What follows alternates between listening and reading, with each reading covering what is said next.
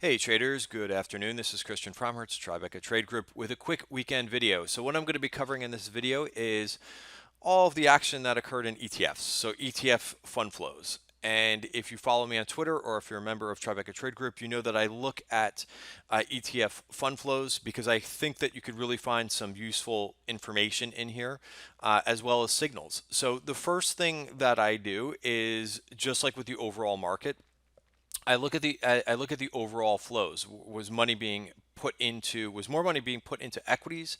If so, what areas in equities? Was it U.S. or was it international? And then also fixed income. And then I'll look at a couple other areas, and then I drill into individual ETFs. So I'm really looking there. I'm really looking for ideas similar to money being added into robotics or money being added into Europe or into emerging markets. Really, right? This really gives us a good idea of a pickup of a new trend that's taking place. So I'm really looking for ideas and for new trends, and ideas. So this really kind of lends a helping hand to follow that. So let me go ahead and get started. So last week, there really wasn't much overall to look at. Every day when I looked at these numbers, they were about even in terms of, or flat, I should say, for money going into the market. On Friday, there was some money that went into SPY, which kind of distorted the overall numbers, which SPY is the largest ETF out there. So it could do that. It does have some monster whipsaw type moves, but you could see that SPY on Friday had $3.2 billion of inflows. And again, that kind of distorted the overall number. So for the week, U.S. equities had $3.3 billion of inflows. International ETFs had $2.9 billion of inflows. There was no one particular ETF that really skewed the overall numbers for international. It was kind of spread out there, that $2.9 billion. And then fixed income also saw inflows of $2 billion. Okay, so now I want to break it down a bit. One of the things that I'm going to start with the Qs because they saw 9 days of straight inflows that started, about 2 weeks ago, and on this big run. So there was a lot of money that was being added to the Qs. However, the streak ended, right when we kind of got to this previous level. We did get a new high.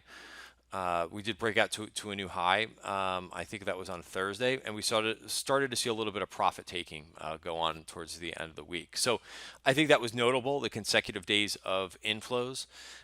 Next, what I want to talk about is sectors. So within sectors, there was a couple notable things that took place. Let me just go back to the newsletter if I can find it. And you can see on this table here on the right, this is a summary of net flows for the week. Consumer discretionary. So XLY and XRT mainly covered the inflows of $310 million. I think I'm going to talk about, I'll talk about XRT as well, which is the retail ETF, but XLY I consider a little bit more notable. Why do I consider it a little bit more notable? Because of the technical level. First of all, over the last years, this is a 5-year chart. Consumer discretionary has been one of the best performing sectors in the U.S. So it started to look like it was breaking down here a couple weeks ago. It broke the 50-day moving average. It found support at the 100-day moving average, which I had talked about a couple weeks ago in the Tribeca Trade Group newsletter, that hey, XLY is at an interesting point, and we started to see buyers come back in. So you could see these inflows, which confirmed that there was buying of the dip that took place, and the consumer discretionary is back above the 50-day moving average, right? So there was definitely, investors took advantage of that dip and went into consumer discretionary. So XRT also saw inflows. This one's a little bit more whipsaw. You could see that first of all, XRT remains in a downtrend. It's below the 200-day moving average, but there really is a lot of money that goes back and forth into the XRT ETF. So here we saw a lot of outflows. Investors probably noticed that it got a little bit too cheap. There was maybe some bargains in the group, and some money was put back to work. It looks like in the beginning of the week.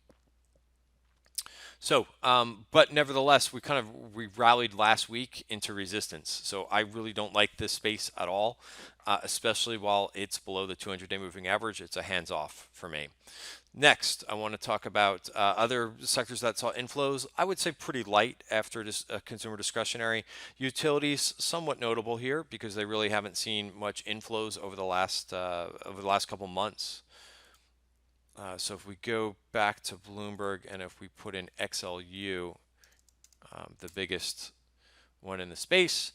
You could see that XLU, first of all, has also launched back above the 50-day moving average, and you could see some light buying here, right, after some big profit taking up here.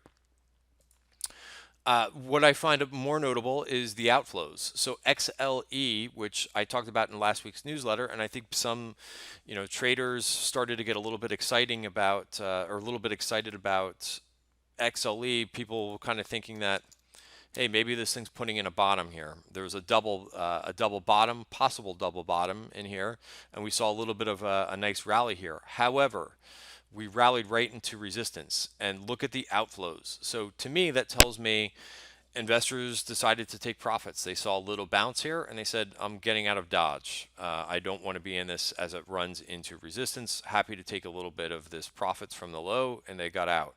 What I had talked about is I use the value areas, and they've been a really, really good indicator for whether or not it's a false move or not, or whether it's run out of steam.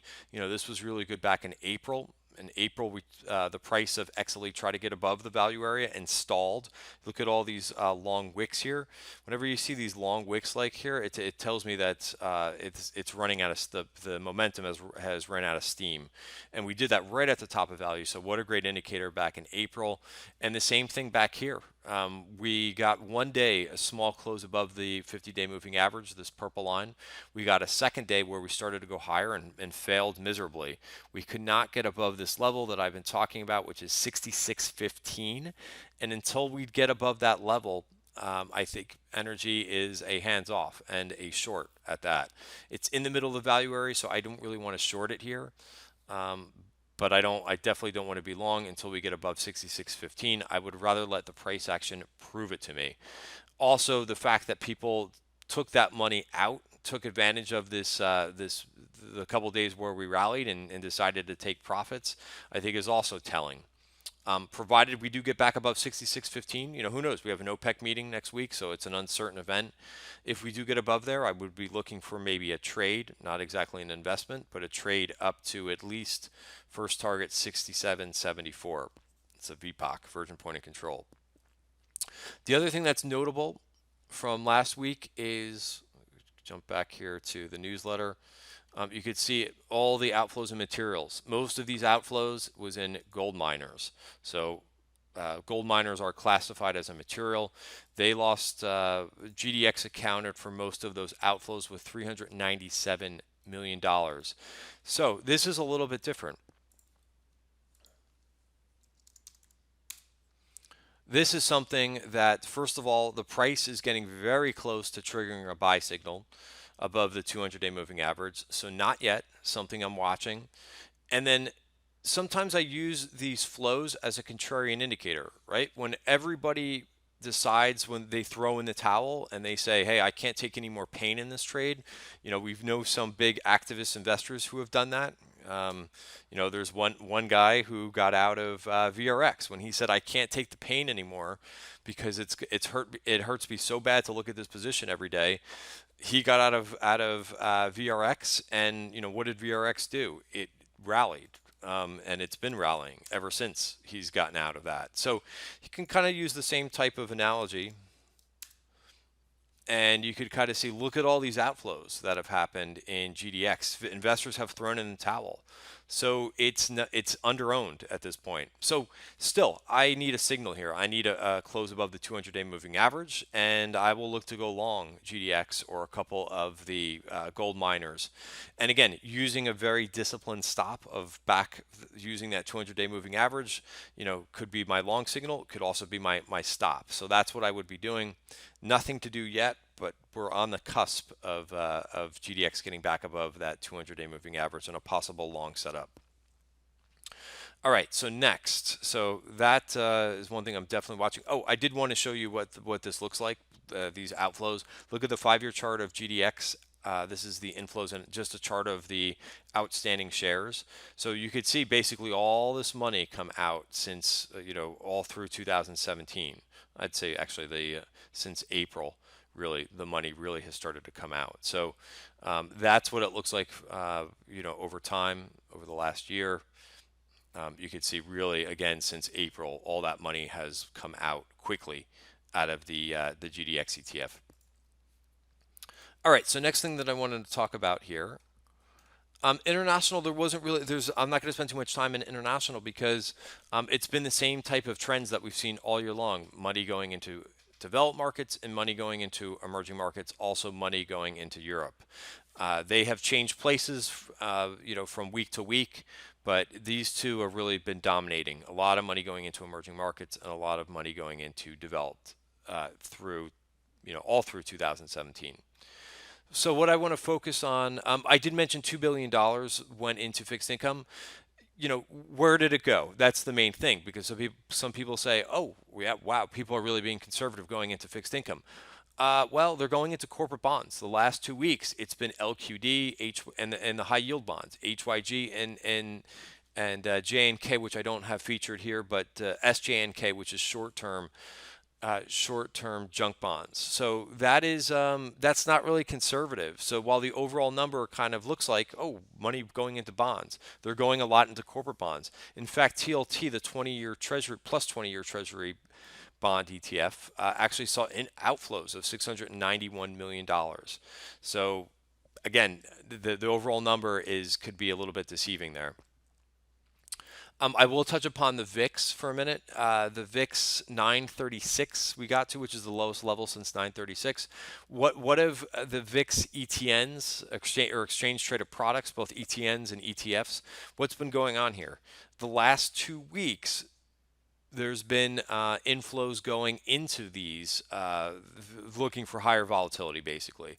So if I go back to the inflows and outflows, we could look at UVXY, which is levered VIX. I can't tell you whether the VIX is going to go higher here, but I can tell you how investors are positioning themselves. We go to a 6. I mean, these charts are horrendous, right? In these VIX products. Again, I don't really go into these products. I just use it as a proxy of what investors are doing. I think these products are horrendous. And you can email me if you. I'm not going to go into the discussion about why they're horrendous. I mean, you can look at the chart. The 5-year chart should tell you why it's horrendous. They keep having to do reverse splits because it just goes down, down, down. Okay, so nevertheless, as I got that out of my system, there has been some inflows coming in here. Same thing with VXX this week. You could see some inflows. Not every day. Friday looks like there's a little bit of an outflow. SVXY, which is inverse.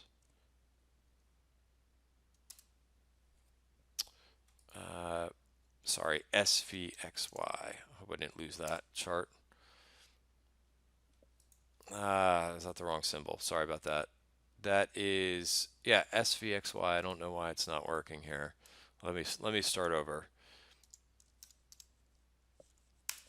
And that's still not coming up. So I think I just shot this. Sorry about that. But there has been inflows. A little technical difficulty there. But it looks there has been inflows, or excuse me, outflows. So I know this stuff gets confusing. SVXY is inverse, so it does well when the VIX goes down. There's profit taking going on there, so people are taking their money out of that trade as the VIX gets to multi-year lows right now. So take note of that. Again, I don't really want to own the VIX, but it helps me gauge on how long my overall portfolio wants to be when people are starting to allocate more money looking for a higher move up in volatility.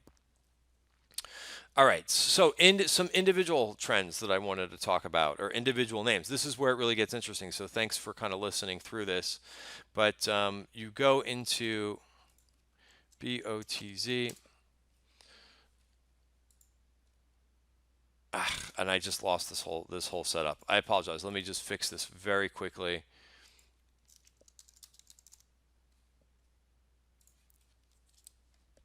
And let me just change this 1 second to a histogram. And let me change this. So you can see how I do this. All right, that didn't take more than a few seconds. So what's been going on in robotics?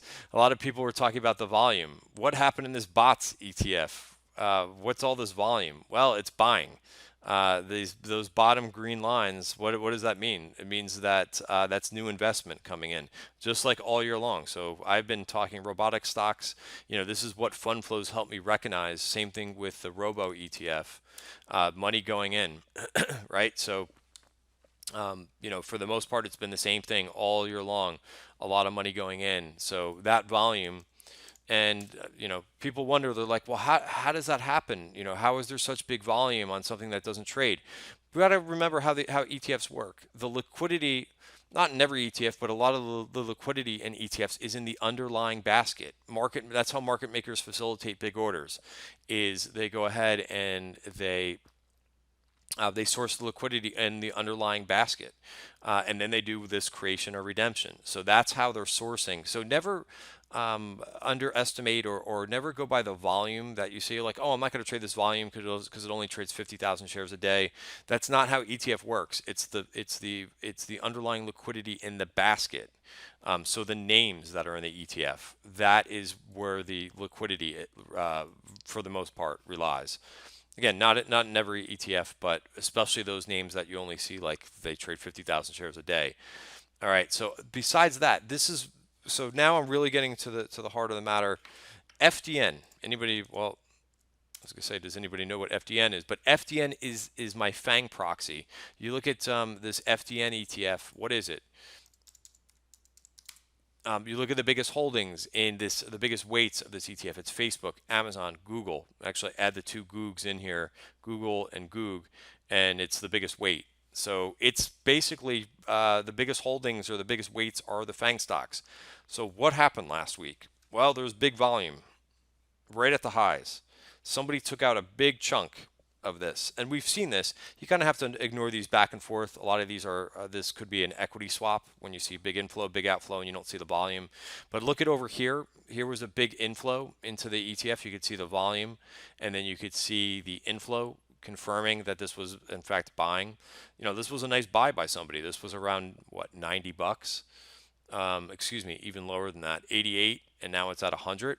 So it could be, I don't know if it's this particular investor, but somebody took profits.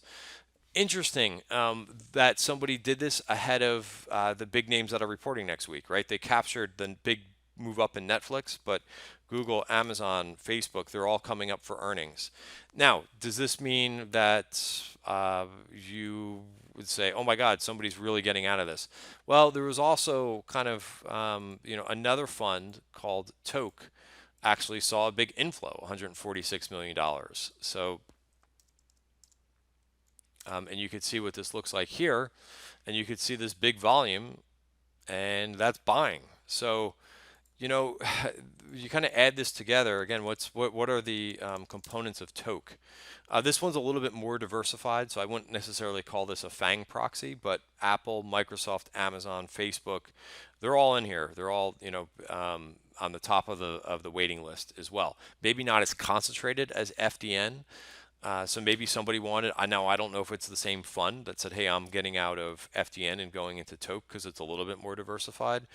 But it kind of just makes you think. Right now, if you kind of take a look at where we are in the overall market, it's there's not everybody is loving this rally up, and so there is some profit taking going on. And then some people are speculating that earnings are going to take some of these names a next leg higher. So how do I feel about that? I feel that if somebody's taking money out of one area and meanwhile somebody's putting it in, there's a little bit of indecision in the marketplace. We've got the VIX near all-time lows. If I see everybody kind of saying, I like this and I'm going in, it gives me a different feel. For me, it tells me that I listen. I'm not going to call a market top, and I'm not going to say now is the time to get out. But I think that we're a little bit extended here, and I think that I want to have maybe some skin in the game in case Google and Amazon blow it out to the upside, similar to Netflix did. But then there's also the chance of what you saw in Microsoft, where they have great numbers and the stock doesn't do anything, right? Because it legged up into earnings. So, there's a little bit of that, and I think both cases are fair, right? That you could have that. Keep in mind that Microsoft had great earnings. What happens if one of these names don't by chance give weak guidance, right? So you could also see a move back. So, you know, it's a really a lot to think about. And when I'm a little bit uncertain, and when I think that we've run up into these names reporting earnings, I think taking small shots here are good, but I don't think really messing around. I think you're going to get chances. The market, as I always say, ebbs and flows, and right now we're kind of um, we're moving to the upside, right? We're all the way up here, so we know that in the past, and in this uptrend that we've been in, just using this ETF as an example, a move back to the 50-day moving average has been a great place to get back involved. So here seems to be a good place, maybe to have a little bit of skin in the game, but to take some money off the table. So that's what I've done, last week. I try to kind of stay in a couple small cap names. What I've also done is kind of diversify away from some momentum tech stocks, right? Like I said, I want to participate and have a little skin in the game, but I think there's going to be chances to get in a little bit lower here. So, and I started to kind of play with some different names. That's also why I'm looking at things like GDX and maybe a little bit of utilities here, right? So you could be in the game. You don't have to take all your money out here. But I think it's reasonable to have some investments into some different sectors other than just straight technology. All right, so that's it for today's Saturday video. Again, going into the heart of fund flows for last week, and then also kind of giving my view about what to kind of do with this market up here with a huge week of earnings. I think it's 36% of the S&P reports earnings this week, so colossal amount of information that will be coming out this week. And I think that you want to let the information come out and then make a decision, and not just say blindly, hey, I'm going to just go into this market as it's at the 52-week high with a whole bunch of new information that's going to be presenting itself. All right, thanks for watching and enjoy the rest of your weekend.